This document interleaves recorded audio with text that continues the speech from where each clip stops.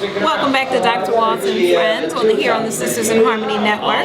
And I am here with Joe. Joe, how are you doing today? Very good. How are you doing, Dr. Walton? I'm doing great, thank you.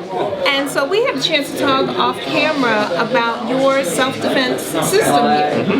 And so can you explain to our audience about your system? Sure.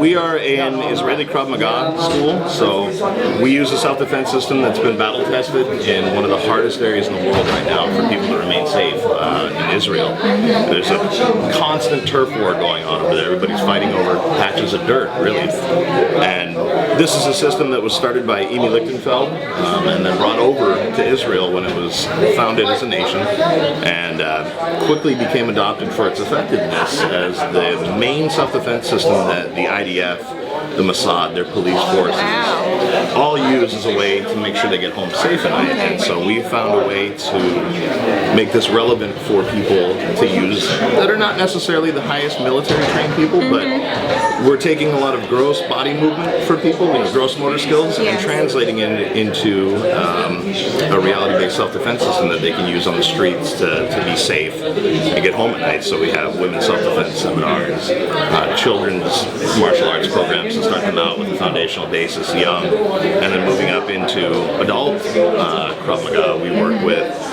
some of the most common things that are seen out there these days as far as street attacks go. So we're dealing with clubs or blunt weapons, so that old Nancy Kerrigan lead pipe kind of story.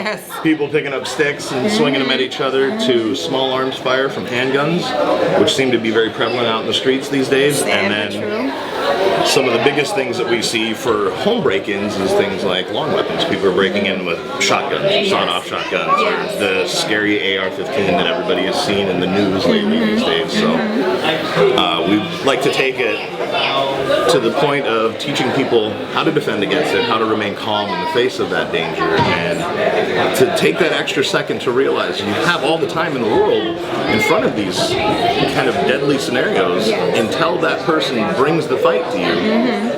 Keep calm and think about things and move in a way that's going to make sure that you have a better chance of being safe at the end of the day. Like I said when we were off camera, we don't want to give anybody this false sense of hope that they're going to come in and leave that day and have all the tricks, but at least they have some effective tools in their toolbox to take off with and be able to use. And generally we see that bringing people back because it is an effective system. It's proven, and we like to put things up in the scope of reality. If it doesn't work in a safe manner for people to utilize these systems to get out of a bad situation, then we don't use it. We don't want to put anybody in harm's way. Exactly, and that's what I was going to say. What I liked was when you said the reality part, because our bodies do have a natural response. We have the fight or flight, as we were talking about. And so we have these automatic responses that, as you were saying, if somebody points a gun or comes with a knife or something, many of us will go like that. You're going to naturally end up, we want to protect ourselves, so we back away from danger to a point. Where with Krav, instead of backing away fully and putting ourselves into a situation where we could trip or we could fall, or something happens that puts us at a tactical disadvantage, we learn to take those gross motor skills that we're all pre-programmed with and move in a way that's going to put us into an effective platform to deal with that situation that's been presented. It's very effective, as far as mechanical advantage, say for women or children that are not necessarily going to win just by brute strength and force. Learning how to take those gross motor skills and refine them to do specific tasks that are still within the natural programming. It's going to help you get out of that bad situation. And that's the thing, as you practice them, they become more automatic. So that in the event, hopefully nobody will ever have to use any of it. That's one of our biggest prayers. We want people to have the skills.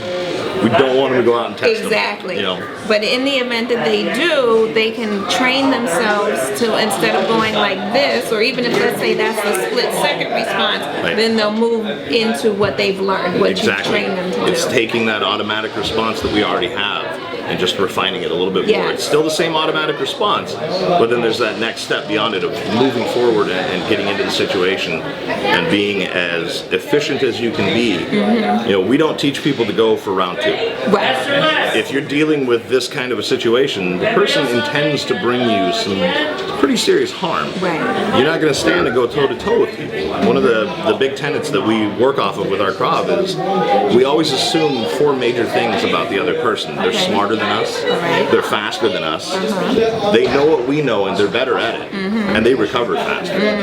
So standing there, going a couple rounds, you automatically with those 4 things assumed aren't going to be in a winning platform.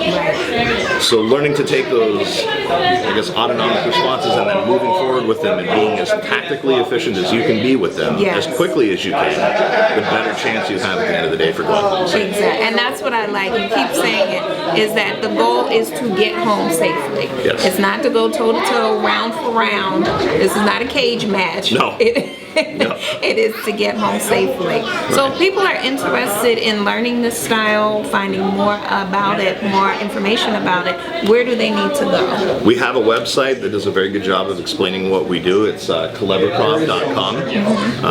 Online, it'll give them a chance to look at the program that we have, see some of the testimonials, get a little bit more information about our schools as far as if they want to train with us directly up in the capital region in New York. Okay. But we've also got an outreach program that we do where we will certify instructors and get their schools up to par with our program so that they can move forward and bring this into their own school. It's not about my style is better than your style, or I started in traditional martial arts. Everybody does. There has to be a formative basis there somewhere. This is just in addition to what you've already got and taking some of those already learned skills from other martial arts and just kind of refining them down to what's going to work in the street versus what's going to work in a tournament or in a ring or in a cage. Exactly. This is a great program. It's a heck of a deal for people. Most organizations out there that we've found right now are charging between $500 to $1,000 a month for associations fees. We're only charging $200 to get schools up and going. So we want to make this as attainable for people as we possibly can, because everybody has that right to defend themselves and to take care of their family or their loved ones or the people they're with, and make sure that everybody has that opportunity to get home safe at the end of the day. All right, so you heard it right here on Dr. Walls and Friends. Here is another option for self-protection. Again, give them the website. It's www.kelevrakrav.com, and you'll find all our information on there. All right, thanks so much, Joe. Of course, thank you so much, Dr. Walls. It was a pleasure. You as well. We'll be back soon on Dr. Walls and Friends.